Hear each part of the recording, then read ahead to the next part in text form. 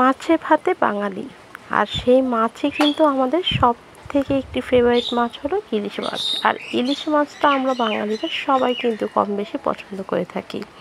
অসাধারণ এই মাছটা অতিরিক্ত কাটা হলেও খেতে কিন্তু দারুণ মজা, তাই না? তো আসসালামু আলাইকুম, সবাইকে জানছি স্বপ্নে কিচেন ব্লগে আরও একটা নতুন রেসিপির আমন্ত্রণ। আজকে নিয়ে চলে এসেছি আপনাদের জন্য আরও একটা ইলিশ মাছের নতুন রেসিপি নিয়ে। এই রেসিপিটা আমার কাছে ভীষণ ভালো লাগে। আমি ছোট থাকতেই কিন্তু এই রেসিপিটা আমি খেতে বেশি পছন্দ করি। তবে কাটা বেশি হওয়ার সত্ত্বে খেতে একটু কষ্ট হলেও কিন্তু খেতে কিন্তু দারুণ মজা। তো অসাধারণ এই মাছের রেসিপিটা হলো পচা ইলিশের ঝুরা।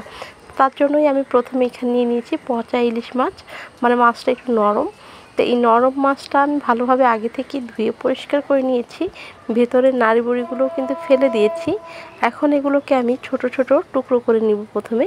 আর এই যে দেখতে পাচ্ছেন নাড়ি বুড়ি ফেলে দিয়েছি এখান দিয়ে। তো যাই হোক, এখন লেজ এবং যেটা আমার মাছের চারপাশে কাঁটাটা আছে এটা ফেলে দিয়ে এরকম ছোট করে টুকরো করে নিচ্ছি।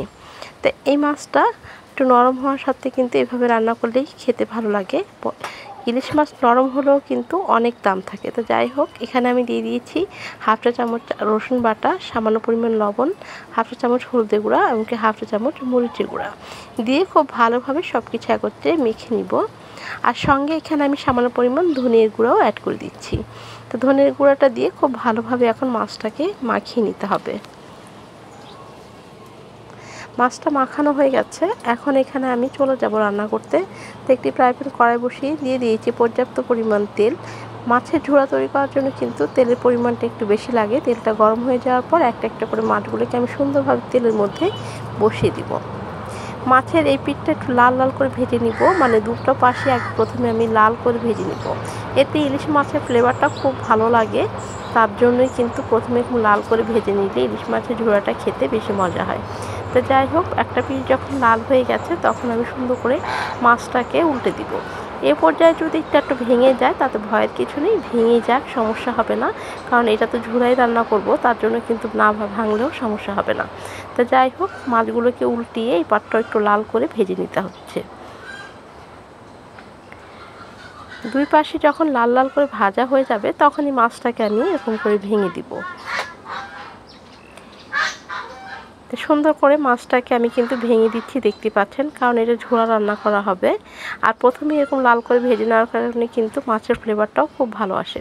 তো এখন আমি এখানে দিয়েছি 1 কাপ পরিমাণ পেঁয়াজ কুচি। এখানে পেঁয়াজের পরিমাণটা একটু বেশি লাগে। আর এখানে মাছ ছিল প্রায় 1 কেজির মতো, 1 কেজির থেকে একটু বেশিও হতে পারে। তা মাছের আন্দাজ বুঝে আপনারা পেঁয়াজটা এখানে অ্যাড করবেন।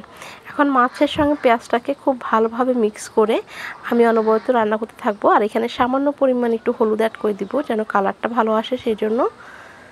তারপর হলুদটা দিয়ে খুব ভালোভাবে এখানে মাছের সঙ্গে পেঁয়াজের সঙ্গে ভালোভাবে মিক্স করে দিব। তো খুব ভালোভাবে মিক্স হয়ে যাওয়ার পর এখানে কিন্তু অনবরত একটু নাড়াচাড়া করতে হবে কিছুক্ষণ পর পরই, যেন সুন্দরভাবে চতুর্পাশটা লাল লাল করে একটু ঝুরা ঝুরা হয়ে যায়।